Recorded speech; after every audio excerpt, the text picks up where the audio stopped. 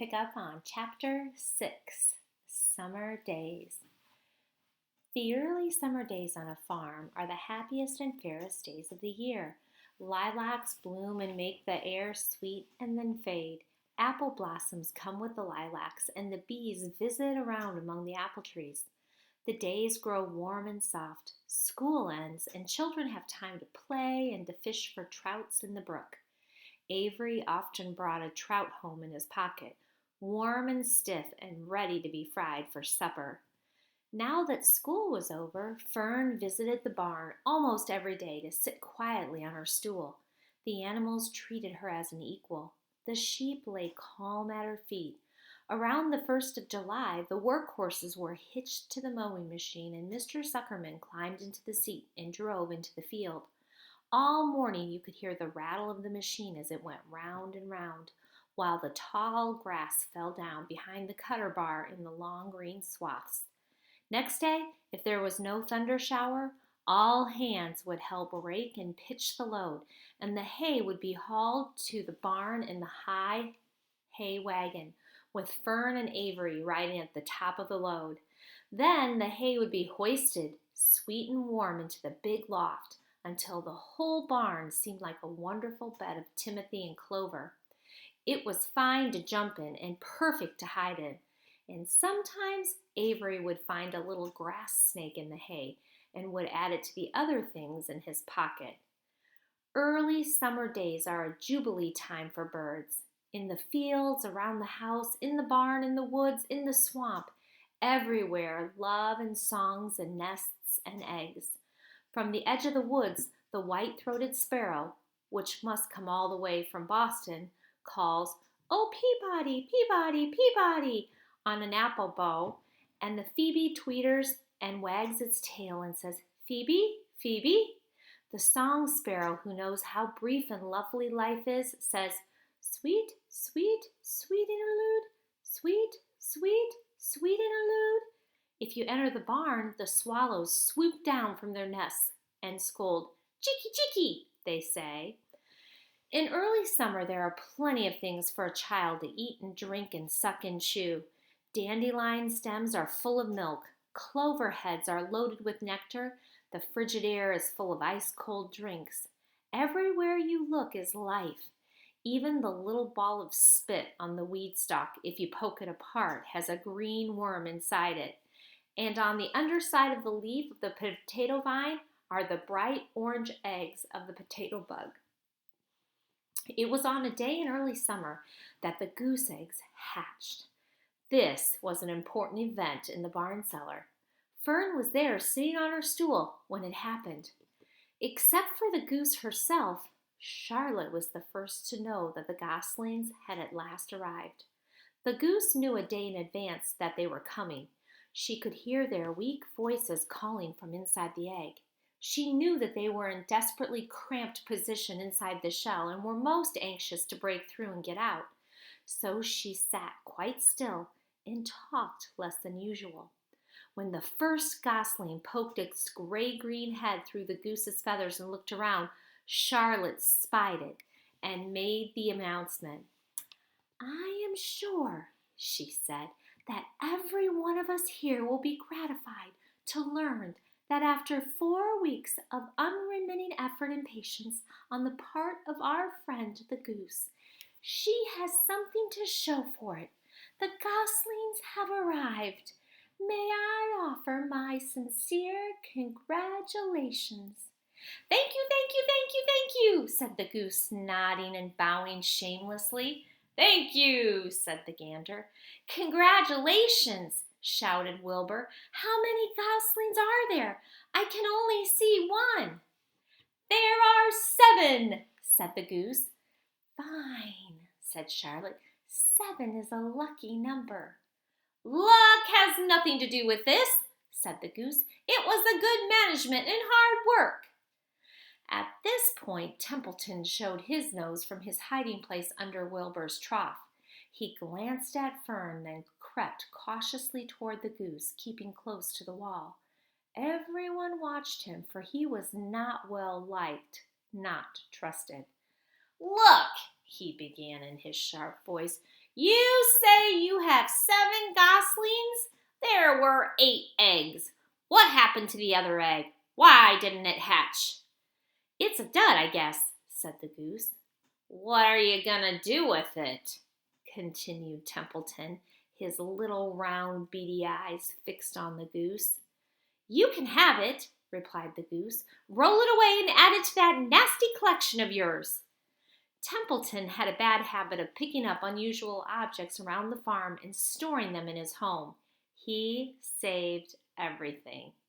Certainly, said the gander. You may have the egg, but I'll tell you one thing, Templeton. If I ever catch you poking your ugly nose around our goslings, I'll give you the worst pounding a rat ever took. And the gander opened his strong wings and beat the air with them to show his power. He was strong and brave, but the truth is, both the goose and the gander were worried about Templeton, and with good reason. The rat had no morals, no conscience, no scruples, no consideration, no decency, no milk of rodent kindness, no compunctions, no higher feeling, no friendliness, no anything. He would kill a gosling if he could get away with it. The goose knew that. Everybody knew it. With her broad bill, the goose pushed the unhatched egg out of the nest, and the entire company watched in disgust while the rat rolled it away. Even Wilbur, who could eat almost anything, was appalled. Imagine wanting a junky old rotten egg, he muttered. A rat is a rat, said Charlotte. She laughed a tinkling little laugh. But my friends, if that ancient egg ever breaks, this barn will be untenable. What's that mean? Asked Wilbur.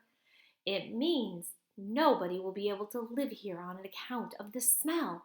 A rotten egg is a regular stink bomb.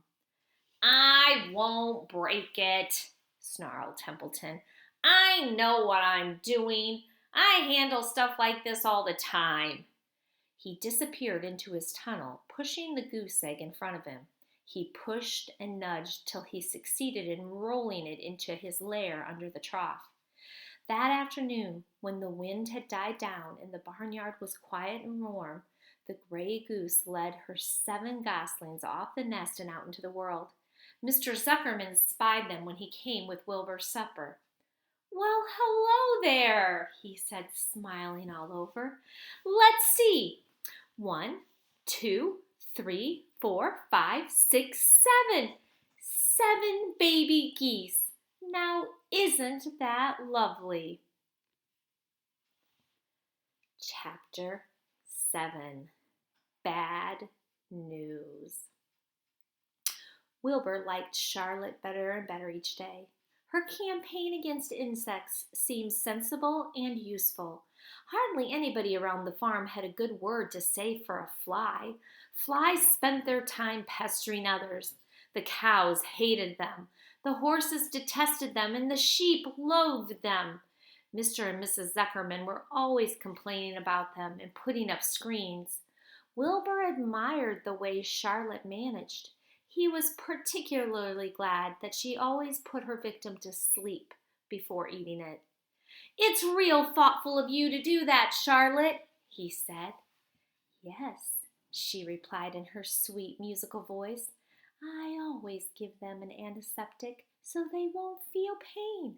It's a little service I throw in. As the days went by, Wilbur grew and grew. He ate 3 big meals a day. He spent long hours lying on his side, half asleep, dreaming pleasant dreams. He enjoyed good health and he gained a lot of weight. One afternoon, when Fern was sitting on her stool, the oldest sheep walked into the barn and stopped to pay a call on Wilbur. Hello, she said. Seems to me you're putting on weight. Yes, I guess I am, replied Wilbur. At my age, it's a good idea to keep gaining. Just the same, I don't envy you, said the old sheep. You know why they're fattening you up, don't you? No, said Wilbur. Well, I don't like to spread bad news, said the sheep, but they're fattening you up because they're going to kill you. That's why. They're going to what? Screamed Wilbur. Fern grew rigid on her stool. Kill you, turn you into smoked bacon and ham, continued the old sheep. Almost all young pigs get murdered by the farmer as soon as the real cold weather sets in. There's a regular conspiracy around here to kill you at Christmas time. Everybody is in on the plot. Lurvy, Zuckerman, even John Arable. Mr. Arable? Sobbed Wilbur. Fern's father? Certainly. When a pig is to be butchered, everybody helps. I'm an old sheep and I see the same thing, same old business, year after year. Arable arrives with his 22. Shoots the... Stop! Screamed Wilbur. I don't want to die. Save me, somebody, save me. Fern was just about to jump up when a voice was heard. Be quiet, Wilbur, said Charlotte, who had been listening to this awful conversation.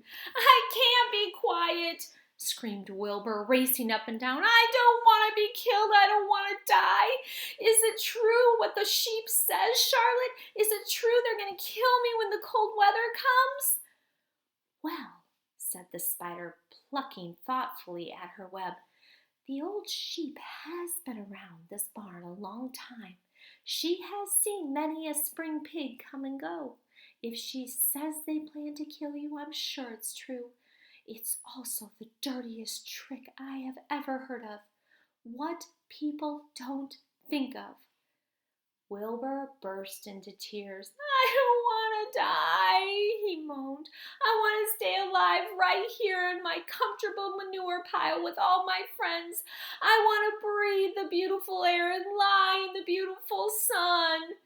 You're certainly making a beautiful noise, snapped the old sheep. I don't want to die, screamed Wilbur, throwing himself to the ground.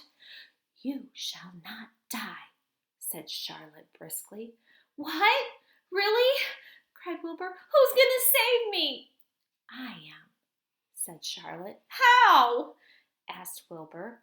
That remains to be seen. But I am going to save you, and I want you to quiet down immediately. You're carrying on in a childish way. Stop your crying.